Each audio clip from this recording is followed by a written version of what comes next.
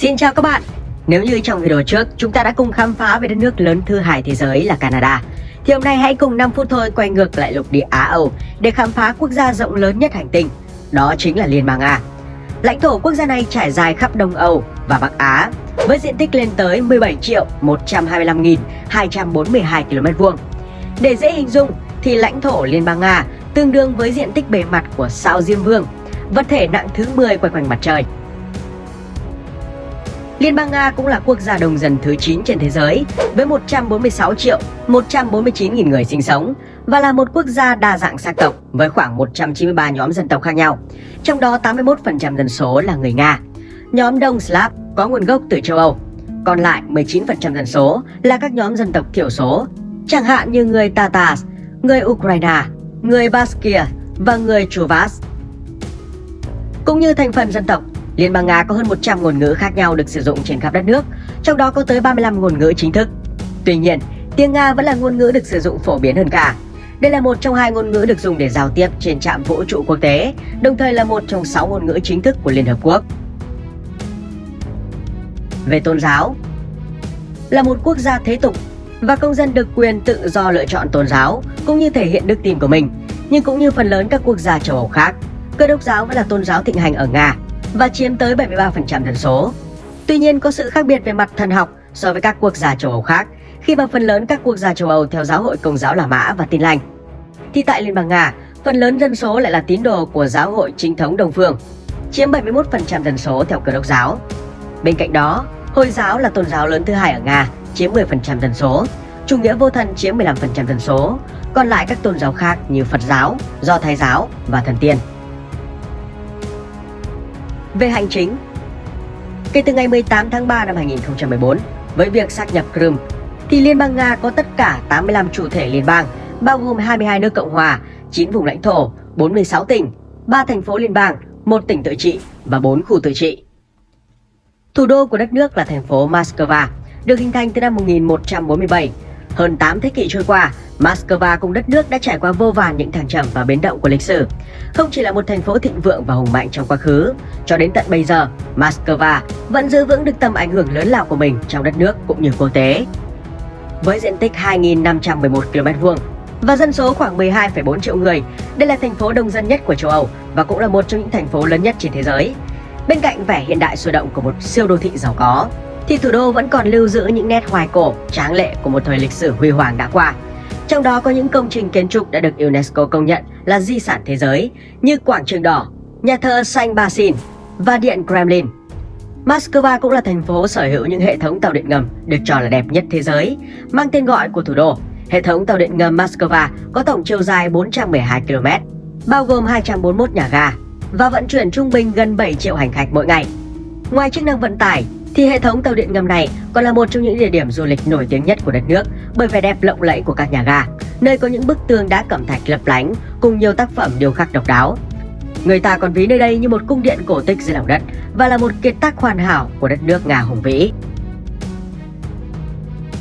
Về địa lý, lãnh thổ Liên bang Nga có chung đường biên giới với 14 quốc gia, bao gồm Triều Tiên, Trung Quốc, Mông Cổ, Kazakhstan, Azerbaijan, Georgia, Ukraine, Belarus, Latvia, Estonia, Phần Lan, Na Uy, Ba Lan và Litva.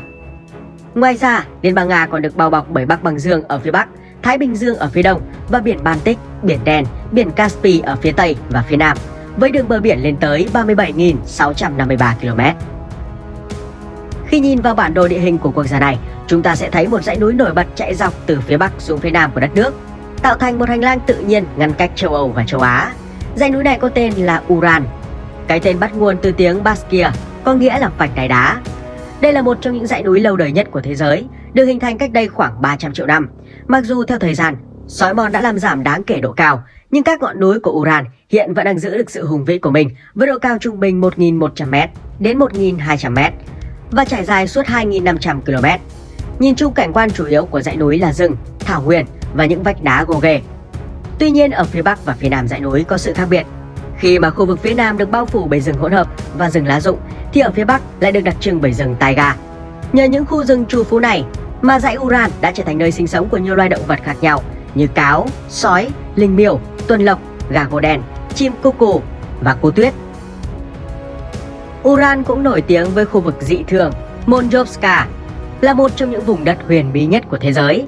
Từ những năm 1989, Monjovska đã thu hút sự chú ý của các nhà khoa học và khách du lịch từ khắp nơi trên thế giới bởi nhiều hiện tượng bất thường như sự phát quang kỳ lạ trong bóng tối, các tia chớp màu và sự xuất hiện của vật thể bay không xác định. Ngoài ra, Uran còn là đầu nguồn của nhiều con sông như sông Uran, sông Kama, sông Chusovaya và sông Pechora.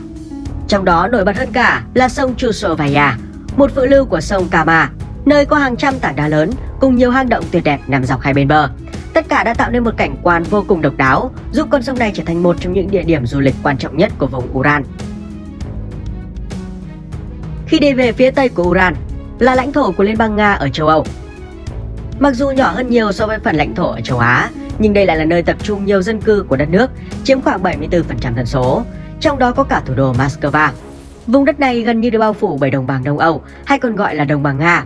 Địa hình ở đây bao gồm những ngọn đồi thấp ở khu vực phía Bắc, đến cao nguyên ở vùng đồng cỏ trung tâm, và những vùng đất thấp dọc eo biển Đen và biển Caspi. Nổi bật trong đó là vùng đồi Vandai, với cảnh quan thiên nhiên đẹp tựa tranh vẽ.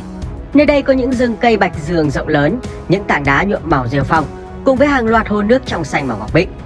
Vandai cũng là đầu nguồn của con sông nổi tiếng nhất đất nước, đồng thời là con sông dài nhất châu Âu, đó là sông Volga. Dòng sông này nằm ở phía tây bắc thủ đô Moscow, chảy qua miền nam của Nga và đổ ra biển Caspi, với chiều dài lên tới 3.531 km. Volga không chỉ là một tuyến đường thủy quan trọng của Nga, mà nó còn giữ vai trò cung cấp nước cho các nhà máy thủy điện và nước tưới tiêu cho các khu vực xung quanh, với diện tích lưu vực lên tới 1.350.000 km². Cây trồng chính ở đây là lúa mì, ngô, hướng dương và khoai tây. Bên cạnh đó, với vẻ đẹp thơ mộng cùng những giá trị văn hóa lâu đời, dòng sông huyền thoại này còn được coi là một trong những biểu tượng của quốc gia. Để rồi mỗi khi nhắc đến cái tên Volga, người ta lại liên tưởng ngay đến đất nước Liên bang Nga vĩ đại. Ở rìa phía nam xa xôi của đồng bằng, giữa biển Đen và biển Caspi là dãy núi Caucasus. Tại đây có điểm cao nhất của đất nước và cũng là điểm cao nhất của châu Âu. Đó là đỉnh núi Elbrus, cao 5.642 m so với mực nước biển. Người dân Nga đã đặt cho dãy núi hùng vĩ này rất nhiều cái tên như ngọn núi tuyết khổng lồ, ngọn núi vĩnh cửu hay ngọn núi của những đám mây. Elbrus được hình thành từ một ngọn núi lửa đã ngưng hoạt động khoảng 2.000 năm trước, với hai đỉnh đối xứng nhau và được bao phủ quanh năm bởi băng tuyết. Ngọn núi đã trở thành một trong những điểm du lịch khám phá được yêu thích nhất ở nước Nga. Phía đông dãy Uran là phần lãnh thổ Liên bang Nga ở châu Á. Trái ngược với phần diện tích ở phía tây, khu vực này chiếm phần lớn diện tích của đất nước, nhưng lại có dân cư thừa thớt, chỉ chiếm khoảng 36% dân số. Hầu hết họ đều sống ở phía nam, dọc theo tuyến đường sắt xuyên Siberia, nơi có khí hậu lục địa ẩm với mùa đông lạnh, còn mùa hè khá ấm áp và kéo dài ít nhất 4 tháng. Điểm nổi bật nhất của khu vực này là vùng Siberia. Đây không chỉ là một khu vực địa lý mà còn là khu vực lịch sử quan trọng của Nga. Vùng đất với khí hậu khắc nghiệt và lạnh giá đã từng là nỗi ám ảnh một thời của những người lính khi phải chiến đấu tại đây. Nửa phía tây Siberia là vùng đồng bằng rộng lớn, kéo dài 2.400 m từ bắc xuống nam và 1.900 km từ đông sang tây. Đồng bằng này nổi tiếng là một trong những vùng đất trũng lớn nhất thế giới, với hơn một nửa diện tích nằm ở độ cao dưới 100 m so với mực nước biển. Cảnh quan khu vực này có sự thay đổi từ bắc xuống nam. Ở vòng cực bắc của đồng bằng là một vùng lãnh nguyên lạnh giá, không có rừng bao phủ, thảm thực vật chủ yếu là rêu và địa y. Ở trung tâm và phía nam của đồng bằng là một vùng thảo nguyên với những cánh rừng tài gà sẫm màu, nơi có vô số những đầm lầy và các đồng cỏ ngập nước. Trong đó, đáng chú ý nhất là vùng đầm lầy Vasiogan với diện tích 53.000 km². Đây là vùng đầm lầy lớn nhất ở Bắc bán cầu và chiếm 2% tổng diện tích các vũng than bùn trên thế giới.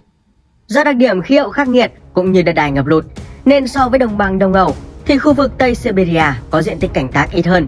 Hoạt động kinh tế chủ yếu ở đây là khai thác gỗ và khoáng sản. Ở nửa phía đông Siberia là vùng cao nguyên rộng lớn, đồng thời cũng là một trong những cao nguyên lớn nhất của thế giới, với diện tích lên tới 3,5 triệu km². Địa hình ở đây bao gồm các vùng đất cao trung bình từ 300 đến 700 m, xen kẽ những hẻm núi sâu và các vách đá dựng đứng. Trong đó dãy núi Putorana là nơi có điểm cao nhất trong khu vực, nằm ở độ cao 1.701 m so với mực nước biển. Phần lớn diện tích của dãy núi này nằm trong khu bảo tồn thiên nhiên cùng tên đã được UNESCO công nhận là di sản thế giới năm 2010. Nơi đây là một tập hợp hoàn chỉnh các hệ sinh thái cận Bắc Cực và Bắc Cực, bao gồm các cánh rừng taiga nguyên sơ, các lãnh nguyên lạnh giá và hệ thống sông ngòi cùng hồ băng hoàn hảo chưa bị tác động của con người. Khu bảo tồn này là nơi bảo vệ tuần lộc hoang dã lớn nhất trên thế giới và loài cừu tuyết Putorana quý hiếm đã được ghi vào sách đỏ của đất nước. Phần lãnh thổ còn lại của Liên bang Nga nằm ở khu vực châu Á, là vùng Viễn Đông. Mặc dù vùng đất này thường được coi là một phần của Siberia, nhưng xét về địa lý thực tế thì nó lại được tách biệt hoàn toàn bởi những dạng địa hình tương phản nhau. Không còn là những vùng đất trũng ngập nước hay cao nguyên bằng phẳng nữa, thay vào đó là các dạng núi cao chập trùng cùng những miệng núi lửa kỳ vĩ. Điển hình là dãy núi Stanovoi ở phía nam và dãy Vozankarska ở phía bắc. Còn ngoài bán đảo Kamchatka là dãy núi lửa cùng tên. Tại đây có núi lửa Kalyuchevskaya Sopka, là ngọn núi lửa đang hoạt động cao nhất của lục địa Á Âu và cũng là ngọn núi lửa cao nhất trên bán đảo Kamchatka, ở độ cao 4.750m so với mực nước biển. Nhìn từ xa, ngọn núi lửa mang hình dạng giống như một chóp nón với độ cao cân xứng gần như hoàn hảo. Không chỉ được thiên nhiên ban tặng cho vẻ đẹp tráng lệ và hùng vĩ, Kalyuchevskaya Sopka còn mang một ý nghĩa thiêng liêng với người dân địa phương ở đây. Họ cho rằng ngọn núi này chính là nơi vị thần Volkov lựa chọn để tạo ra một thế giới mới. Và tới giờ công cuộc tạo ra thế giới ấy vẫn chưa được hoàn thành. Và đó là lý do tại sao ngọn núi lửa vẫn đang hoạt động liên tục. Lần phun trào gần đây nhất là vào ngày 9 tháng 12 năm 2020. Ngoài ra, khu vực viễn đông của Liên bang Nga còn có hồ Baikal, là hồ nước ngọt sâu nhất thế giới, với độ sâu tối đa là 1.642m. Được hình thành cách đây khoảng 30 triệu năm, Baikal cũng trở thành một trong những hồ nước lâu đời nhất trong lịch sử địa chất của trái đất. Từ lâu, hồ Baikal đã khiến cho người ta mê mẩn vì vẻ đẹp thơ mộng như một vùng đất trong các câu chuyện thần tiên. Đặc biệt là vào mùa đông, nước bị hồ đóng băng tạo nên một bãi băng khổng lồ với nhiều sắc màu khác nhau, tùy theo mức độ ánh sáng của bầu trời. Nhờ đó, Baikal được ví như hòn ngọc quý của quốc gia. Hồ nước cũng được UNESCO công nhận là di sản của thế giới vào năm 1996. Về tài nguyên thiên nhiên, không chỉ là một cường quốc về quân sự và vũ khí hạt nhân, Liên bang Nga còn sở hữu kho tài nguyên dồi dào và vô biên như chính lãnh thổ rộng lớn của mình vậy. Đất nước này có hơn 1/5 diện tích rừng của thế giới và trở thành quốc gia có diện tích rừng lớn nhất thế giới. Nga cũng có trữ lượng khí đốt tự nhiên đứng đầu thế giới với khoảng 37,4 nghìn tỷ mét khối, theo dữ liệu năm 2020, chiếm 24% trữ lượng toàn cầu. Cùng với đó là 80 tỷ thùng dầu, đứng thứ 8 về trữ lượng dầu mỏ. Đây cũng là quốc gia có trữ lượng than đá cao thứ hai trên thế giới, chỉ sau Hoa Kỳ với khoảng 173 tỷ tấn, chiếm khoảng 17,6% trữ lượng than toàn cầu. Ngoài ra, đất nước còn sở hữu nhiều loại khoáng sản khác như vàng, kim cương, nhôm, quặng sắt, bạch kim và uranium. Tất cả đã góp phần không nhỏ vào sự phát triển kinh tế của quốc gia.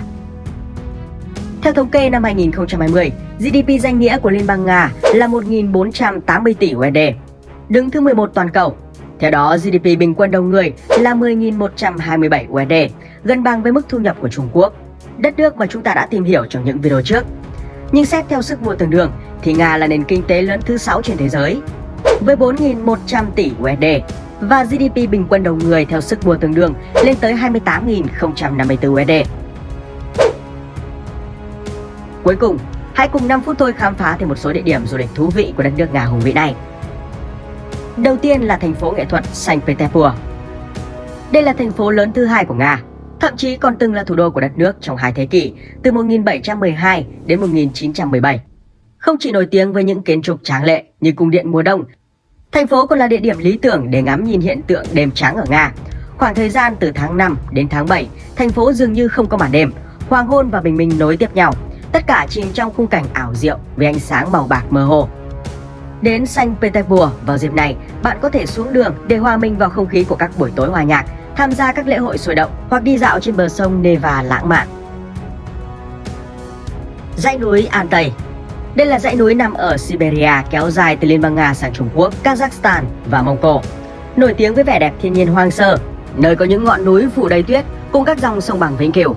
Dãy núi là điểm đến của những du khách yêu thích các hoạt động ngoài trời như đi bộ đường dài, trượt tuyết, leo núi và khám phá các hang động. Đảo Olkhon. Đây là hòn đảo lớn nhất và đẹp nhất của hồ Baikal. Trên bờ phía đông của hòn đảo được bao phủ bởi hàng loạt những khu rừng rậm rạp, còn ở phía tây là những dãy núi đá cẩm thạch và các dải cồn cát trắng trải dài. Olkhon cũng được biết đến là một vùng đất linh thiêng khi từng là địa điểm hành hương của giới pháp sư Trung Á. Ngoài những địa điểm trên, vào thủ đô Moscow, bạn có thể đến tham khảo một số địa điểm du lịch nổi tiếng khác như thành phố Sochi, thành phố Kazan, thung lũng Geysers, thị trấn Suzdan, công viên núi Ruskela, và hang động Congo. Vậy là chúng ta đã kết thúc hành trình khám phá Liên bang Nga, quốc gia rộng lớn nhất thế giới. Các bạn thấy quốc gia này như thế nào? Hãy để lại suy nghĩ dưới phần bình luận cho 5 phút thôi và mọi người cùng biết nha. Xin chào và hẹn gặp lại các bạn trong những video tiếp theo.